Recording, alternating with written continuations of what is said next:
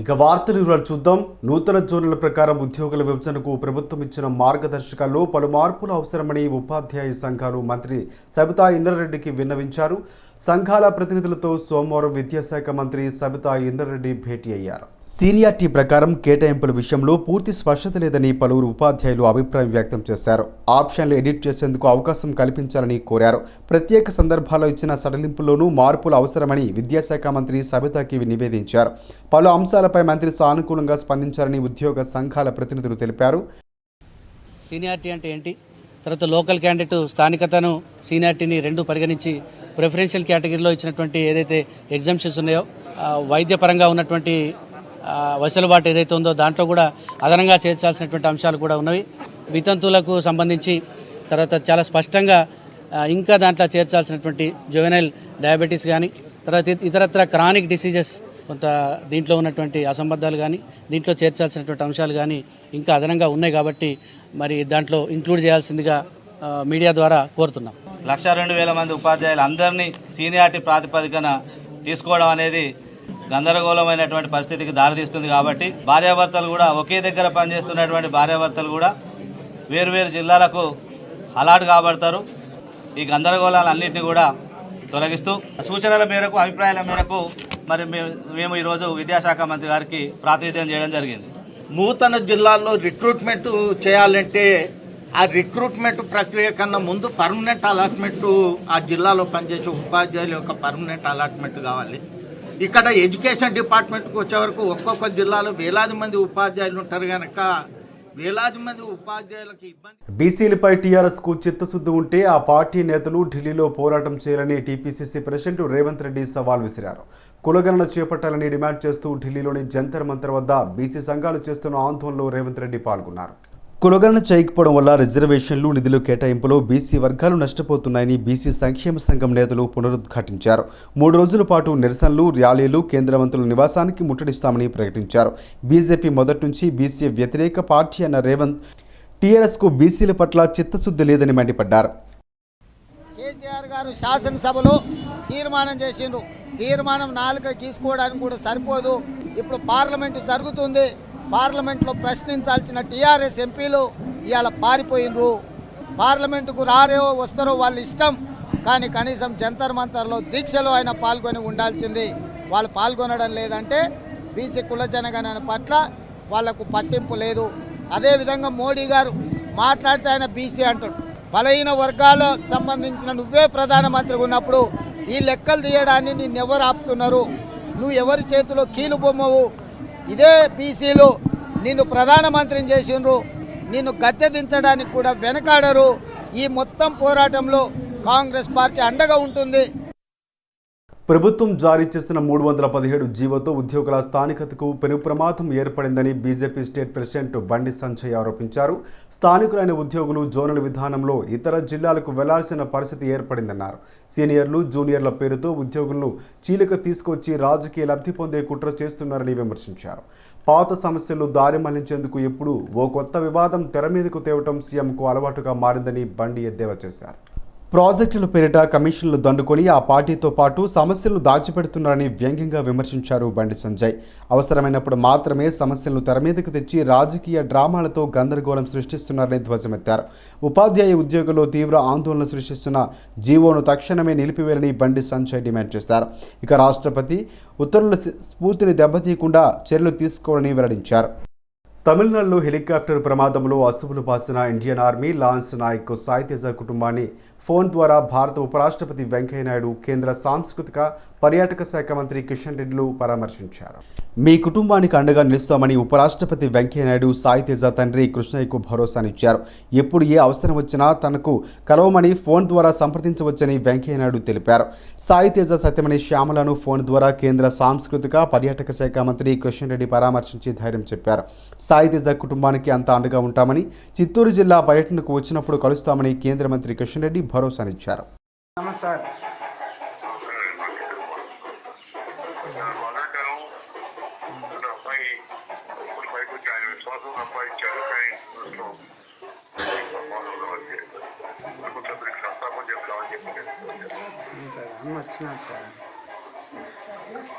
Chief విశ్వాసాన్ని పొంది ఆయన దగ్గర పనిచేయడం గొప్ప విషయం. కానీ ఇప్పుడు కొందరు పని చేసుకుంటే సొంత తిరిగేద్దాం.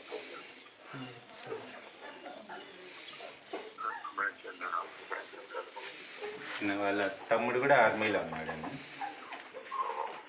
వాళ్ళ తమ్ముడు అబ్బాయి అందరినీ ఆర్మీలో చేర్పించాలని ట్రై చేస్తాను. అలాగే అయితే వాళ్ళ మిసెస్ ఉన్నారు. ఓకే. హలో కిషన్ రెడ్డి అమ్మా, ఢిల్లీ నుంచి మాట్లాడు. నమస్తే సార్. వచ్చి బయట వచ్చిందమ్మా? వచ్చింది సార్. అయిపోయింది. నిన్న అయిపోయింది సార్. అయిపోయిందమ్మా. నేను వస్తాను, అక్కడ వచ్చినప్పుడు వస్తానమ్మా. సరే సార్. ఏదైనా ఉన్నా వాళ్ళకి చెప్పండి. మేము ఉన్నట్టు ఢిల్లీ నుంచి ప్రధానమంత్రి గారు మాట్లాడమన్నారు. Okay sir. మాట్లాడుతున్నాను. ఏదన్నా చెప్పండి. Okay sir. మంచిదమ్మా. అలాగే అండి. ప్రతి ఏటా స్వచ్ఛ సర్వేక్షణ్ ర్యాంకింగ్లో హైదరాబాద్ ముందు నిలుస్తుందన్నారు మంత్రి కేటీఆర్. చెత్త నుంచి విద్యుత్ ఉత్పత్తి చేసే అతిపెద్ద 20 మెగావాట్స్ ప్లాంట్లను జవహర్ నగర్లో ప్రారంభించామనుకున్నామని, త్వరలోనే మరో 20 మెగావాట్ల ప్లాంట్ను ప్రారంభించబోతున్నామని చెప్పారు. నగరంలోని సనత్ నగర్ క్రికెట్ స్టేడియంలో జీహెచ్ఎంసీ స్వచ్ఛ వాహనాలు సోమవారం ఉదయం ప్రారంభించారు. 250 స్వచ్ఛ ఆటోలను మంత్రి కేటీఆర్ ప్రారంభించారు. గ్రేటర్లో ఇంటింటికి తిరిగి చెత్త సేకరణకు స్వచ్ఛ ఆటోలు అందుబాటులోకి తీసుకువచ్చారు. ఇప్పటికే నగరంలో చెత్త సేకరణకు 3150 స్వచ్ఛ టిప్పర్లు అందుబాటులో ఉండగా మరో 1100 ఆటోలు జీహెచ్ఎంసీ తీసుకురానుందన్నారు. గతంలో నగరంలో 3500 మెట్రిక్ టన్నుల చెత్త సేకరించేవారని, ఇప్పుడు 6500 మెట్రిక్ టన్నుల చెత్తను సేకరిస్తున్నారని చెప్పారు. 2500 ఆటో టిప్పర్లు ఏకకాలంలో ఆనాడు నగరం మొత్తం ప్రవేశపెట్టి స్వయంగా ముఖ్యమంత్రి గారే స్వచ్ఛ హైదరాబాద్ కార్యక్రమంలో స్వచ్ఛ తెలంగాణలో భాగంగా పాల్గొని చాలా పెద్ద ఎత్తున నగరాన్ని పరిశుభ్రం చేయడానికి, నగరాన్ని పరిశుభ్రంగా ఉంచడానికి ప్రజల భాగస్వామ్యంతో ముందుకు పోవడానికి వాహనాలను ఆనాడు విడుదల చేయడం జరిగింది. తదనంతరం గత 5-6 సంవత్సరాలుగా జీహెచ్ఎంసీ ఆధ్వర్యంలో కేంద్ర ప్రభుత్వం ఎప్పుడు స్వచ్ఛ భారత్, స్వచ్ఛ సర్వేక్షణ్ ర్యాంకింగ్స్ విడుదల చేసిన మహానగరాల్లో, అంటే 40 లక్షల పైచిలకు జనాభా ఉండే మహానగరాల్లో బెస్ట్ నగరంగా ఇప్పటి వరకు హైదరాబాదే భారతదేశంలో నిలిచిన మాట నేను మీ అందరికీ కూడా గుర్తు చేస్తా ఉన్నాను. దానికి శ్రమపడుతూ, దానికి ఉదయం 3 గంటల నుంచి 4 గంటల నుంచి శ్రమపడుతూ ఎక్కడికక్కడ నగరాన్ని పరిశుభ్రంగా ఉంచడానికి పరిశ్రమిస్తున్న మా నగర మున్సిపల్ సిబ్బందికి, శానిటేషన్ వర్కర్స్ కావచ్చు, మన స్వచ్ఛ ఆటో డ్రైవర్లు కావచ్చు, ఇతర వాహనాలను మెయింటైన్ చేసే సిబ్బంది కావచ్చు, మున్సిపల్ సిబ్బంది మొత్తానికి కూడా నేను హృదయపూర్వక. స్వచ్ఛతలో హైదరాబాద్ నగరం ముందుందని మంత్రి తలసాని శ్రీనివాస్ యాదవ్ అన్నారు. స్వచ్ఛతలో హైదరాబాద్కు ఎన్నో అవార్డులు వచ్చాయని చెప్పారు. నగరంలో పార్కులు, రోడ్లు, బస్ షెల్టర్లు సుందరంగా మారాయని చెప్పారు. మన గౌరవ ముఖ్యమంత్రి గారు ఆ రోజు స్వచ్ఛ హైదరాబాద్ కార్యక్రమంలో భాగంగా ఈ కార్యక్రమాన్ని ఇనిషియేట్ చేసినప్పుడు మన మున్సిపల్ శాఖ మంత్రులు అన్న తారక రామారావు గారు ఇది ఎట్టి పరిస్థితుల్లో ఉండాలి, మన గ్రేటర్ హైదరాబాద్ పరిధిలో ఈ తడి చెత్త, పొడి చెత్త మరి దీనికి ఒక మార్గం చూపించాలన్నటువంటి మంచి సంకల్పంతో ఈ స్వచ్ఛ ఆటో. వైద్యారోగ్య రంగంలో తెలంగాణ దేశంలోనే ఉత్తమ రాష్ట్రమని మరోసారి రుజువైంది. కేంద్ర ప్రభుత్వం దేశవ్యాప్తంగా నిర్వహించిన ఆజాదీ కా అమృత్ మహోత్సవ్ కార్యక్రమంలో తెలంగాణకు 2 అవార్డులు దక్కాయి. వెల్నెస్ యాక్టివిటీస్లో దేశంలో మొదటి స్థానం, ఎస్సీడీ స్క్రీనింగ్స్లో 2వ స్థానంలో రాష్ట్రం నిలిచింది. యూనివర్సల్ హెల్త్ కవరేజ్ డే 2021 సందర్భంగా ఢిల్లీలో సోమవారం నిర్వహించిన కార్యక్రమంలో కేంద్ర ప్రభుత్వం ఈ అవార్డును అందజేసింది. కేంద్ర వైద్యారోగ్య కుటుంబ సంక్షేమ శాఖ సహాయ మంత్రి డాక్టర్ భారతి ప్రవీణ్ పవార్, కేంద్ర వైద్యారోగ్య కుటుంబ సంక్షేమ శాఖ కార్యదర్శి రాజేష్ భూషణ్, ఇక NHO CEO RS Sharma, ESMD Vishal Sheel తదితర చేతుల మీదుగా రాష్ట్ర సిబ్బంది ఈ అవార్డులను అందుకున్నారు. సింగరేణి కోల్ బ్లాక్ ప్రైవేటీకరణను తెలంగాణ ప్రజలు వ్యతిరేకిస్తున్నారని చెప్పారు ఎంపీ ఉత్తమ్ కుమార్ రెడ్డి. సత్తుపల్లి, కొత్తగూడెం బ్లాక్స్లో మరో 2 బ్లాక్ వేలంలో ఉన్నాయని చెప్పారు. ఇక ప్రభుత్వ రంగ సంస్థలు వేలం వేయటం కరెక్ట్ కాదన్నారు. లోక్సభలో 0 అవర్లో మాట్లాడిన ఉత్తమ్ ఇప్పటికే 50,000 మంది కార్మికులు సమ్మె చేస్తున్నారని తెలిపారు. I wish to bring a matter of urgent public importance to the government. The people of Telangana are strongly objecting to the auction of 4 coal blocks, Sattupalli block, Kottagudam block, Sravanpalli block and Kalyankani block. Chairman sir, these coal blocks are co-located with an existing public sector undertaking, Singareni Collieries Company, which is a 100-year-old public sector, the oldest coal mining public sector in the country. It has had a continuous profits of 20 years. In a very bizarre decision, the coal ministry, instead of allocating these coal blocks to Singareni Collieries, which is a public sector, they have gone for an auction, and 50,000 workers of Singareni Collieries are on a strike right now, causing a loss of 120 crores per day. Andhra Pradesh ఆర్థిక పరిస్థితి దిగజారుతుందని కేంద్ర ప్రభుత్వం జోక్యం చేసుకుని ఏపీలో రాష్ట్రపతి పాలన విధించి రాష్ట్రాన్ని రక్షించాలన్నారు వైసీపీ ఎంపీ రఘురామకృష్ణంరాజు. సోమవారం ఆయన లోక్సభలో 377వ నిబంధన క్రింద ఈ అంశాన్ని ప్రస్తావించారు. ఆర్థిక క్రమశిక్షణ లేకపోవడం వల్ల ఏపీలో ఆర్థిక పరిస్థితి దిగజారుతుందన్నారు. దివాలా దిశగా ఏపీ వెళ్తుందని తెలిపారు. రాష్ట్ర ఖజానా ఖాళీ అయిందన్నారు. కేంద్ర నిధులు సంక్షేమ పథకాల కోసం మళ్లిస్తున్నారని చెప్పారు. ఇక ఎఫ్ఆర్బిఎం పరిమితులు రాష్ట్రం దాటేసిందని, అధిక వడ్డీకి కొత్త రుణాల కోసం చూస్తోందని, ఆర్థిక ఎమర్జెన్సీని ఎదుర్కొనే పరిస్థితి ఏర్పడిందని సభ దృష్టికి తీసుకువచ్చారు Raghurama. I'll go ahead with the reading, sir. The attention of the Union government is drawn to the continuous declining financial condition of AP government due to financial indiscipline causing vertical fall in the credit portion of the state. State government's exchequer has become almost empty. All the devolution funds from the central government are being used to welfare schemes. There are no income generating plans as of now. State has already crossed the FRBM limits and continuously in search of fresh loans even at high interest rates. As there are no chances of getting fresh loans, government is evolving various ways to utilize public assets for getting loans by mortgaging the public assets to the banks. The AP government has resorted to utilize the LIC premium money earlier submitted by Dwakra Group women and mortgaged market yards also for getting the loans. Further, it is also trying to raise loans in the names of corporations. Payment of salaries and pensions has almost become difficult and we are not able to pay it on the first of the month and it is going up to 15th. State's financial position has weakened and striding towards the verge of insolvency. In a word, financial emergency is prevailing in the state. రాష్ట్రంలోని 5 ఉమ్మడి జిల్లాలో స్థానిక సంస్థల MLC ఎన్నికల ఓట్ల లెక్కింపు నేడు జరగనున్నట్లు SEO Shashank Goyal తెలిపారు. ఉమ్మడి ఆదిలాబాద్, మెదక్, నల్గొండ, ఖమ్మం జిల్లాలో ఒక్కో స్థానానికి, కరీంనగర్ జిల్లాలో 2 ఎమ్మెల్సీ స్థానాలకు ఎన్నికలు జరిగాయి. ఓట్ల లెక్కింపు కోసం అన్ని ఏర్పాట్లు పూర్తి చేసినట్లు శశాంక్ గోయల్ వెల్లడించారు. ఆదిలాబాద్లో 6, కరీంనగర్లో 9, మిగతా చోట్ల 5 టేబుళ్లపై లెక్కింపులు జరుగుతుందన్నారు. మొదట 25 చొప్పున కట్టలుగా కట్టి ఆ తర్వాత డీటెయిల్డ్ లెక్కింపు చేపడతామని వివరించారు. మొదటి ప్రాధాన్యత ఓట్లను మొదట లెక్కిస్తామని, తర్వాత లెక్కింపు ఓట్లపై వీడియో కాన్ఫరెన్స్ ద్వారా కలెక్టర్లతో సమీక్షించనున్నట్లు చెప్పారు. 5 కాన్స్టిట్యుయెన్సీస్కి రిటర్నింగ్ ఆఫీసర్స్కి ఇవ్వడం జరిగింది. సో 8 గంటలకి ఉదయం రేపు ఈ స్ట్రాంగ్ రూమ్ అందరూ క్యాండిడేట్స్ అబ్జర్వర్స్ సమక్షంలో ఓపెన్ చేస్తారు. దాని తర్వాత ఈ స్ట్రాంగ్ రూమ్ నుంచి బ్యాలెట్ బాక్సెస్ అక్కడ ఉన్న కౌంటింగ్ సెంటర్లో, కౌంటింగ్ హాల్లో అవి కౌంటింగ్ టేబుల్స్ మీద అది పెడతారు. సో అప్పుడు ఈ కౌంటింగ్ ప్రక్రియ స్టార్ట్ అవుతుంది. ఈ ప్రతి కాన్స్టిట్యుయెన్సీలో ఒక కౌంటింగ్ హాల్ ఏర్పాటు చేశారు. తర్వాత 5 కానీ 6 కానీ టేబుల్స్ ఉన్నాయి.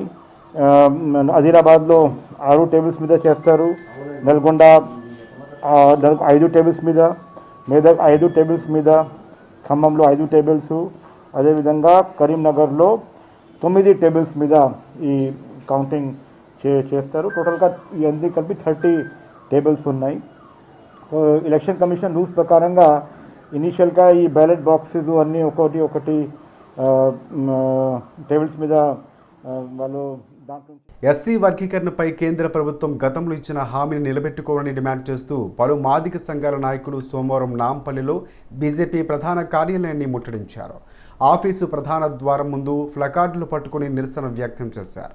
కేంద్రంలో అధికారంలోకి రాగానే 100 రోజుల్లో ఎస్సీ వర్గీకరణ చేపడతామని బీజేపీ నేతలు స్పష్టమైన హామీని ఇచ్చారని, కానీ 7 ఏళ్లు గడిచినా ఆ మాట ఎత్తడం లేదని వ్యవస్థాపక అధ్యక్షుడు జన్ను కనకరాజు ఆవేదన వ్యక్తం చేశారు. సుప్రీంకోర్టు కూడా వర్గీకరణకు సానుకూలత వ్యక్తం చేసిందని ఆయన గుర్తు చేశారు.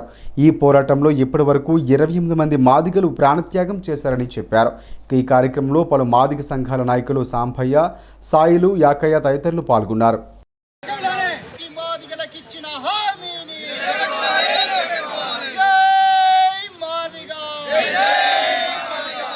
జరిగే సమావేశాల్లో ఈ ఏబిసిడి వర్గీకరణ బిల్లు పెట్టకపోతే ఖచ్చితంగా వచ్చే ఎన్నికల్లో ఈ బీజేపీ ప్రభుత్వాన్ని చిత్తుగా ఓడిస్తామని చెప్పేసి తెలుపుతున్నాము. జై మాదిగా. ఆ శీతాకాల సమావేశంలో యాదాద్రి భువనగిరి జిల్లా కలెక్టరేట్ ఎదుట ఓ యువ రైతు పెట్రోల్ పోసుకొని ఆత్మహత్య యత్నం చేశాడు. కలెక్టరేట్ సిబ్బంది అప్రమత్తమై అతన్ని అడ్డుకున్నారు. నీళ్లు పోసి ప్రమాదం జరగకుండా సేవ్ చేశారు. అక్కడే ఉన్న అదనపు కలెక్టర్ శ్రీనివాసరెడ్డి బాధితుల సమస్య అడిగి తెలుసుకున్నారు. ఆలేరు మండలం ధర్మారెడ్డి గూడానికి చెందిన మహేష్ 20 ఏళ్ల క్రితం కొలనుపాకలో 8 ఎకరాల భూమిని కొనుగోలు చేసినట్లు చెప్పారు. 4 ఎకరాలకు ఇప్పటికీ అధికారులు పట్టాదారు పాస్ పుస్తకం ఇవ్వలేదని ఆవేదన వ్యక్తం చేశారు. ఏళ్లుగా కబ్జాలో ఉన్న భూమికి పట్టా ఇవ్వకపోవడంతో ఆత్మహత్య చేస్తున్నట్లు తెలిపారు. గ్రామ శివార్లో 8 ఎకరాల భూమి ఉంటుంది. దాంట్లో అధికారులు 4 ఎకరాలు రికార్డుకి ఎక్కించారు. ఇంకొక 4 ఎకరాల భూమి ఎక్కించలేదు. అది వేరే వాళ్ళ పేర్ల మీద ఎక్కించి వాళ్ళ అభ్యంతరం తెలిపకుండా మాకు వీళ్ళు ఎలాంటి న్యాయం చేయలేదు. పట్వారిని కలిసినాం, పట్వారి ఎంఆర్ఓ గారిని కలిసినాం. 3 సంవత్సరాల కొద్దీ ఆర్డీఓ కోర్టులో దాఖలు చేసుకోమంటే లాయర్ను పెట్టుకొని ఆర్డీఓ కోర్టులో కూడా దాఖలు చేసుకున్నాం. అక్కడ కూడా ఎలాంటి న్యాయం చేయకుండా స్పెషల్ ట్రిబ్యునల్ కలెక్టరేట్లో ఉందని చెప్పి కలెక్టరేట్కి పంపించారు. ఇక్కడ కలెక్టరేట్కి వచ్చిన తర్వాత ఇప్పుడు మళ్ళీ కోర్టుకి వెళ్ళమని చెప్పి చెప్తున్నారు. దేశంలో ఒమిక్రాన్ వేరియంట్ క్రమంగా విస్తరిస్తుంది. రోజు రోజుకు కేసుల సంఖ్య గణనీయంగా పెరుగుతుంది. మహారాష్ట్రలో మరో 2 ఒమిక్రాన్ వేరియంట్ నిర్ధారణ అయినట్లు ఆ రాష్ట్ర వైద్య ఆరోగ్య శాఖ పేర్కొంది. దేశంలో ఒమిక్రాన్ కేసులు అంతకంతకు పెరిగిపోతున్నాయి. మహారాష్ట్రలో 2 వ్యక్తుల్లో ఒమిక్రాన్ వేరియంట్ను గుర్తించినట్లు ఆ రాష్ట్ర వైద్య ఆరోగ్య శాఖ వెల్లడించింది. గుజరాత్లో, సూరత్లోనూ ఒకరికి ఒమిక్రాన్ సోకింది. దేశంలో మొత్తం ఒమిక్రాన్ కేసుల సంఖ్య 41కి చేరుకుంది. మరోవైపు గుజరాత్లోని సూరత్లో ఓ వ్యక్తికి ఒమిక్రాన్ నిర్ధారణ అయింది. దక్షిణాఫ్రికా నుంచి వచ్చిన 45 ఏళ్ల వ్యక్తికి ఒమిక్రాన్ సోకినట్లు అధికారులు తెలిపారు. గుజరాత్లో మొత్తం బాధితుల సంఖ్య 4కు చేరింది. దీంతో భారత్లో మొత్తం ఒమిక్రాన్ కేసుల సంఖ్య 41కి చేరుకుంది. గడిచిన 24 గంటల్లో తెలంగాణలో 38,187 కరోనా శాంపిల్స్ పరీక్షించగా 190 మందికి పాజిటివ్ అని నిర్ధారణ అయింది. గ్రేటర్ హైదరాబాద్ పరిధిలో అత్యధికంగా 70 కొత్త కేసులు నమోదయ్యాయి. అదే సమయంలో 198 మంది కరోనా నుంచి కోలుకోగా 1 మరణించారు. రాష్ట్రంలో ఇప్పటి వరకు 6,78,478 పాజిటివ్ కేసులు నమోదు కాగా 6,70,633 మంది ఆరోగ్యవంతులయ్యారు.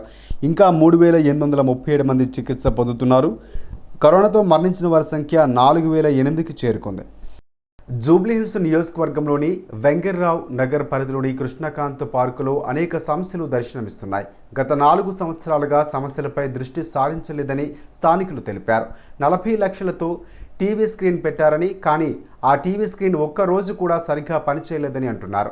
హరితహారం పేరుతో మొక్కలు పెంచుతూ పార్కులోని మొక్కలు నరికివేస్తున్నారని అంటున్న వాకర్స్తో మా ప్రతినిధి Mahender face to face. Vengalrao Nagar డివిజన్లోని కృష్ణకాంత్ పార్క్ నుంచి మాట్లాడుతున్నాము. ఇక్కడ ఎన్నో సమస్యలు ఉన్నాయి. మనతో పాటు వాకర్ అసోసియేషన్ జనరల్ సెక్రటరీ వారి మాటల్లో విందాము. నమస్కారం అండి, నా పేరు వెంకటేశ్వరరావు అండి. సిన్స్ 6 ఇయర్స్ నుంచి ఇక్కడ జనరల్ సెక్రటరీ వాకర్ అసోసియేషన్ చేస్తున్నాను. ఈ కృష్ణకాంత్ పార్క్లో పర్టికులర్గా 4 ఏళ్ల క్రితం ఈ టీవీ పెట్టారండి, సిఎస్ఆర్ కింద రిలయన్స్ వాళ్ళు. అది ఏ ఒక్క రోజు కూడా పనిచేయలేదండి పెట్టినప్పటి నుంచి. అన్ని లక్షల కోట్లు 50 లక్షలు 40 లక్షలు అని చెప్పారు. అప్పటి నుంచి ఇప్పటి వరకు కూడా ఒక్క రోజు కూడా పనిచేసిన పని బాగలేదు. వీళ్ళు ఆఫీసర్లు కంప్లైంట్ చేస్తే మేను వేషాలు ఇస్తున్నారు. అది అండి ఇదండి అని ఏదో చెబుతున్నారు, డబ్బులు లేవండి అనేది అండి అని. ఇక్కడ బెంచీస్ ఇరిగిపోయినాయి. ఇప్పుడు 42 లక్షల శాంక్షన్ ఏం చెబుతున్నారు, శుభ్రంగా లేవు. అసలు ఎంత వరస్ట్గా ఉన్నాయండి, బాత్రూమ్కి ఎవరు వెళ్ళట్లేదు. పెద్ద పెద్ద వాళ్ళు ఉండి బయటే పాస్ వేసుకునే పరిస్థితికి వచ్చేసింది. దాని మెయింటెనెన్స్ కూడా సరిగా లేదు. ఇంకోటి ఇక్కడ ట్రాక్ మీద ఎవ్రీడే ఇక్కడ వాటర్ ట్యాంకర్ ఫిల్ చేస్తున్నారు. మరి ప్రైవేట్తో మరి ఎవరితో తెలియట్లేదు. ఆ వాటర్ ట్రాక్ అంతా వాకర్స్ ట్రాక్ అంతా పాడైపోతుంది. మొన్నటిదాకా వాకర్స్ ట్రాక్లో మొత్తం ఆక్యుపై చేసి చెట్లు అన్నీ పెట్టారు. ఇప్పుడు తీశారనుకోండి. బెంచెస్, వాకర్స్ ట్రాకు, ఇక్కడ క్యాంటీన్ ఏరియాలో క్యాంటీన్ లేదండి. 7 ఇయర్స్ నుంచి క్యాంటీన్ లేదు. మెయిన్ టీవీ పెడతారా తీసేస్తారా చెప్పండి. 50 లక్షలు ఖర్చు పెట్టి మరి ప్రజాధనం అంతా వృధా అయిపోయింది. మరి వాళ్ళు సిఎస్ఆర్ కింద ఇచ్చారు. మరి దాన్ని ఎట్లా కూడా ఉపయోగించుకోవాలి, కానీ దాన్ని అట్లాగే తుబ్బట్టిపోతే దేనికి పనికిరాని అవుతుంది. తుక్కు సామాన్ ఇప్పుడు ఇక్కడ మీరు ఇక్కడ ఉన్న సమస్యలు జిహెచ్ఎంసీ అధికారుల దృష్టికి మీరు తీసుకెళ్లారా? ఒక 50 కంప్లైంట్లు ఉంటాయండి. జిహెచ్ఎంసీ యాప్ కానీ మీరు ఇచ్చిన కంప్లైంట్లు కానీ డిఫరెంట్ ఎవ్రీడే నేను జోనల్ కమిషనర్ గారికి కూడా ఫీడ్బ్యాక్ చేస్తున్నాను. వాళ్ళు ఏదో చెప్తున్నారు, ఎట్లా అండి మీరు కంప్లైంట్లు పెడితే కూడా దాన్ని యారిగెంట్గా ఫీల్ అవుతున్నారు officers. They are not taken positively. అంటే ఇక్కడ యాక్చువల్ చెప్పాలంటే ఇక్కడ ఎన్నో సమస్యలు ఉన్నాయి. ఇక్కడ సెక్యూరిటీ సిబ్బంది కూడా ఉందంటున్నారు. ఇక్కడ వచ్చే వాళ్ళకి ఎలాంటి ఇబ్బందులు ఉన్నా కూడా పట్టించుకోవట్లేదు. దీనికి మీరు ఏం చెప్తారండి? ఇప్పుడు సెక్యూరిటీ అంటే ఇంతకుముందు ప్రైవేట్ కాంట్రాక్ట్ ఉండేది, ఇప్పుడు ఈవీడిఎం తీసుకున్నారండి సెక్యూరిటీ 1 year నుంచి. వాళ్ళు తీసుకున్నా కూడా ఏం మార్పు రాలేదండి. ఇక్కడ గంజాయి తాగుతున్నారు, మందు కొట్టే వాళ్ళు మందు కొడుతున్నారు, ఇల్లీగల్ యాక్టివిటీస్ నడుస్తున్నాయి. ఎవరిని అడిగితే మీరెవరు అడగడానికని అంటున్నారు, తిరగబడుతున్నారు. మా అసోసియేషన్ మీద తిరగబడితే మా ఊళ్ళ మీద ఇంకా పరిస్థితి ఏంటో చెప్పండి. ఇక్కడ యాక్చువల్గా పార్కులో ఆటలు ఆడకూడదు, బాల్ తెస్తారు, బ్యాట్లు తెస్తారు, కర్రలు తెస్తారు, అన్ని ఆటలు ఆడుతున్నారు. మరి ఎవరు రెస్పాన్సిబిలిటీ తీసుకుని నాకేం అర్థం కాదు. ఈ పార్కు ఒకప్పుడు ఎలా ఉండేది, 2004లో ఇట్లా దిగజారిపోవడానికి కారకులు అధికారులే, జిహెచ్ఎంసీ అధికారులే ప్రధాన కారణం. ఇప్పుడు ఉన్నాయండి పార్కు ఎంత విస్తరణలో ఉందండి? ఇప్పుడు ఇది 22 ఎకరాలండి. ఇది వాకర్స్ ట్రాక్ 850 మీటర్లు, లోపల ఇన్నర్ ట్రాక్ వచ్చి సుమారుగా 1 కిలోమీటర్ ఉంటుందండి రౌండ్గా. ఓకే. ఎంతమంది స్టాఫ్ పనిచేస్తున్నారండి మెయింటెనెన్స్లో? గార్డెనర్స్ 15 నుంచి 18 మంది పనిచేస్తారండి. వాళ్ళు కూడా చెదలబడిపోతే కూడా చెట్లు కూడా చెదలబడి చచ్చిపోతున్నా కూడా పట్టించుకోవట్లేదు. ఏమనంటేనేమో మా కంప్లైంట్ ఇస్తే మీరు ఎవరు కంప్లైంట్ ఇవ్వడానికి అడుగుతున్నారు. వాళ్ళకి చెప్పేస్తున్నారు, ఏ కంప్లైంట్ ఇచ్చినా కూడా పాజిటివ్గా తీసుకోవట్లే. మీరు ఎవరు ఇవ్వడానికి మరి ఎవరో ఒకరు ఇవ్వకపోతే మరి చెట్లన్నీ బాగుపడేది, చెట్లు కానీ పార్క్ కానీ డెవలప్ అయ్యేది. పాజిటివ్గా తీసుకోవాలండి. ఆఫీసర్స్ అందరూ కూడా పాజిటివ్గా కంప్లైంట్ తీసుకొని డీసీ గారు కానీ, జెడ్సీ గారు కానీ, అర్బన్ ఫారెస్ట్ డైరెక్టర్ కానీ, మేనేజర్లు కానీ, సూపర్వైజర్లు కానీ, పనిచేసే వర్కర్లకు కూడా మేము వర్కర్స్ అసోసియేషన్లో మమ్మల్ని అడిగారు. మీరు చూశారు కదా అమ్మాయి, మీరేం చెప్పారు మా కంప్లైంట్ మా చెట్టు గురించి ఇచ్చారని మరి చదలబట్టింది ఇచ్చాం. చూడాలి కదా, ఎవ్రీడే చూడాలి, నీళ్ళు పెట్టాలి, అని చేయాలి. మరి వాటర్ అంతా మరి ఎక్కడికి పోతున్నారు? మా పార్కే వాటర్ సరిపోదు. విశాఖ జిల్లాలోని గుట్టుగా సాగుతున్న భారీ గంజాయి తోటలను అధికారులు ధ్వంసం చేశారు. ఆపరేషన్ పరివర్తన కార్యక్రమంలో భాగంగా గంజాయిపై పోలీసులు ఉక్కుపాదం మోపుతున్నారు. జిల్లా పరిధిలోని ఏజెన్సీ ప్రాంతం కొత్తవీధి మండలంలో 49 ఎకరాల్లో గుట్టుగా గంజాయి సాగవుతుందన్న పక్కా సమాచారంతో పోలీసులు దాడులు నిర్వహించారు. ఘటనా స్థలానికి చేరుకున్న పోలీసులు గంజాయి తోటలను ధ్వంసం చేశారు. ఇక లక్కపురంపుపేట నేరేల బంద గ్రామంలో కూడా గంజాయి తోటలు ధ్వంసం చేస్తున్నట్లు జిల్లా ఎస్పీ బి కృష్ణారావు తెలిపారు. ఇక గూడెం కొత్తవీధి సిఐ అశోక్ కుమార్ ఇతర శాఖల సమన్వయంతో గంజాయి తోటల ధ్వంసం చేశామని ఎస్పీ తెలిపారు.